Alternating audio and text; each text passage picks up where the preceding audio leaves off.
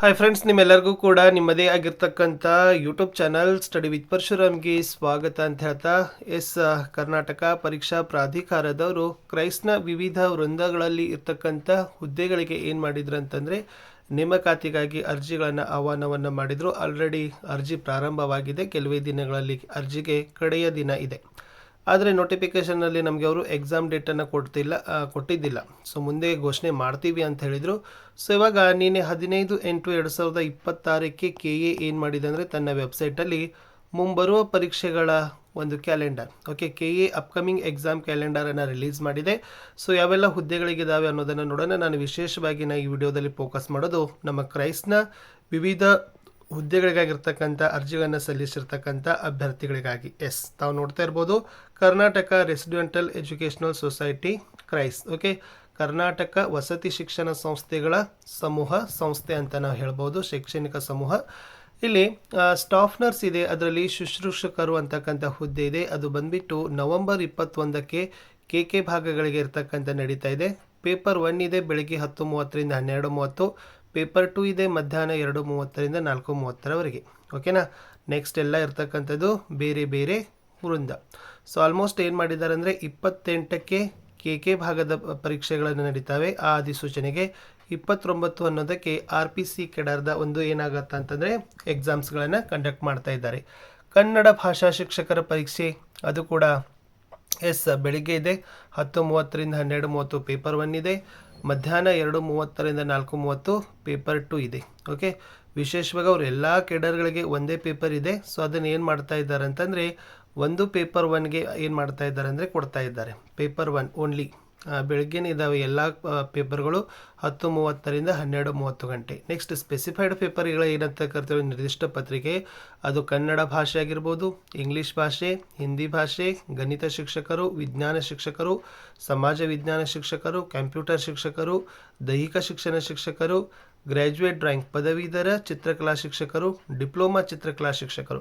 So ಇವೆಲ್ಲ paper 2 ಏನಿದಾವಪ್ಪ ಅಂದ್ರೆ ಮಧ್ಯಾಹ್ನನೇ ನಡೀತಾ ಇದ್ದಾವೆ.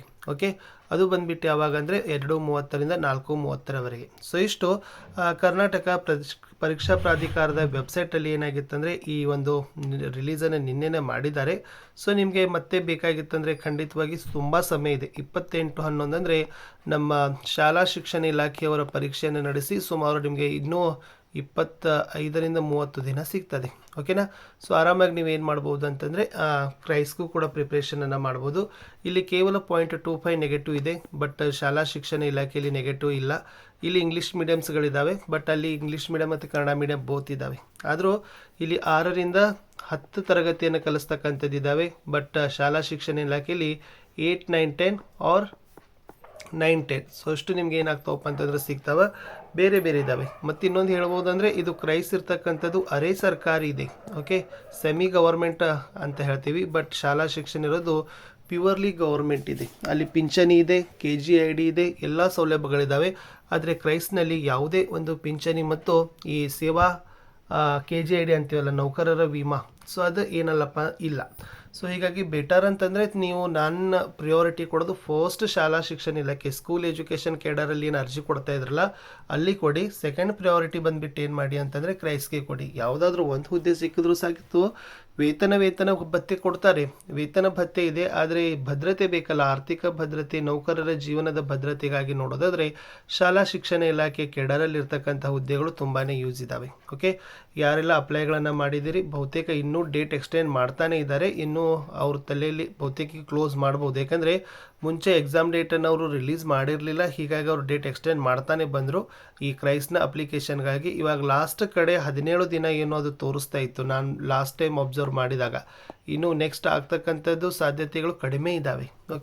ಬಟ್ ಎಕ್ಸಾಮ್ ಶೆಡ್ಯೂಲ್ ಮಾಡಿದರೆ 28/11 ಅಂತಂದರೆ ಆಲ್ಮೋಸ್ಟ್ ಪ್ರತಿ ಕೆಡರ್ಗೂ ಕೂಡ ಒಂದು 30 ಡೇಸ್ ಆದರೂ ಕೂಡ ಅವ್ರು ಏನು ಮಾಡ್ತಾ ಇದ್ದಾರೆ ಅಂದರೆ ಅಪ್ಲಿಕೇಶನ್ಸ್ಗಳನ್ನು ಇನ್ವೈಟ್ ಮಾಡ್ತಾನೆ ಇದ್ದಾರೆ. ಸೊ ಹೀಗಾಗಿ ಯಾರೆಲ್ಲ ಕ್ರೈಸ್ಗಾಗಿ ಓದ್ತಾ ಇದ್ದೀರಿ ಅಪ್ಸೆಟ್ ಮಾಡ್ಕೊಳ್ಳಿಕ್ಕೆ ಹೋಗಬೇಡಿ. ಶಾಲಾ ಶಿಕ್ಷಣ ಇಲಾಖೆದು ಫಸ್ಟ್ ಪ್ರಿಯಾರಿಟಿ ಕೊಟ್ಟು ಅದನ್ನು ಓದಿ ಚೆನ್ನಾಗಿ. ನೆಕ್ಸ್ಟ್ ಇದಕ್ಕೆ ಏನು ಮಾಡಿಯಪ್ಪ ಅಂತಂದರೆ ಬನ್ನಿ, ಯಾಕಂದರೆ ಶಾಲಾ ಶಿಕ್ಷಣ ಇಲಾಖೆ ಪೇಪರ್ 1 ಸಿಲೆಬಸ್ ಭಾಳ ಇದೆ, ಇವ್ರದ್ದು ಪೇಪರ್ 1 ಸಿಲೆಬಸ್ ಕಡಿಮೆ ಇದೆ. ಬೋತ್ ಎಲ್ಲ ಒಂದೇ ಬಂತು, ಬಟ್ ಸ್ಪೆಸಿಫೈಡ್ ಪೇಪರ್ ಏನಿದೆಯಲ್ಲ ಪೇಪರ್ 2 ಎಲ್ಲ ಸೇಮೇ ಬರ್ತದೆ, ಅದರಲ್ಲಿ ಏನು ಕಷ್ಟ ಇಲ್ಲ. ಸೊ ಅದಕ್ಕಾಗಿ ನಾನಿಲ್ಲಿ ನಿಮಗೆ ಏನು ಮಾಡ್ತಾ ಇರೋದಂದರೆ ಸಜೆಸ್ಟ್ ಮಾಡೋದೇನಂದರೆ ಫಸ್ಟ್ ಪ್ರಿಯಾರಿಟಿ ನೋಡಿದರೆ ನೀವು ಸ್ಕೂಲ್ ಎಜುಕೇಷನ್ ಏನು ನಮ್ಮ GPT HSTR ಅಂತ ಕೆಡರ್ ಕರೆದಿದ್ದಾರಲ್ಲ, ಸ್ಕೂಲ್ ಎಜುಕೇಷನ್ ಆ್ಯಂಡ್ ಲಿಟ್ರಸಿ, ಶಾಲಾ ಶಿಕ್ಷಣ ಮತ್ತು ಸಾಕ್ಷರತೆ ಇಲಾಖೆ, ಆ ವೃಂದಗಳಿಗೆ ಚೆನ್ನಾಗಿ ಪ್ರಿಪೇರ್ ಮಾಡಿ. ಓಕೆ, ಅದಾದ ನಂತರ ಮತ್ತೆ ನಿಮಗೆ ರಿವಿಷನ್ ಟೈಮ್ ಸಿಗುತ್ತೆ. ನೋಡೋಣ, ಕ್ರೈಸ್ನಲ್ಲಿ ಬೇಕಾಗಿರ್ತಕ್ಕಂಥ ಆ ವಿಡಿಯೋಗಳು ಕೂಡ ನಮ್ಮಲ್ಲಿ ಹಾಕ್ತೀವಿ. ಸೊ ಅವುಗಳನ್ನು ಕೂಡ ತಪ್ಪದೆ ನೋಡಿ ಅಂತ ಹೇಳ್ತಾ ಇಲ್ಲಿಯವರೆಗೆ ವಿಡಿಯೋ ವೀಕ್ಷಣೆ ಮಾಡಿದ್ದಕ್ಕೆ ಧನ್ಯವಾದಗಳು. ಅಂತೂ ಕಲ್ಯಾಣ ಕರ್ನಾಟಕ ಭಾಗದ ಒಂದು ವೃಂದಗಳಿಗೆ 28/11 ನಡೀತಾ ಇದೆ. RPC ಇದೆಯಲ್ಲ, ಉಳಿಕೆ ಮೂಲ ವೃಂದ ಅಂತ ಕರಿತೀವಲ್ಲ, ಎಸ್, ಅದು ಏನದಪ್ಪ ಅಂದರೆ 29/11 ನಡೀತಾ ಇದೆ. ಸೊ ಗುಡ್ ಲಕ್ ಅಂತ ಹೇಳ್ತಾ ಸಿಗ್ತೀನಿ ಹೊಸ ವಿಡಿಯೋದಲ್ಲಿ. ಅಂಟಿಲ್ ಟೇಕ್ ಕೇರ್, ಬಾಯ್.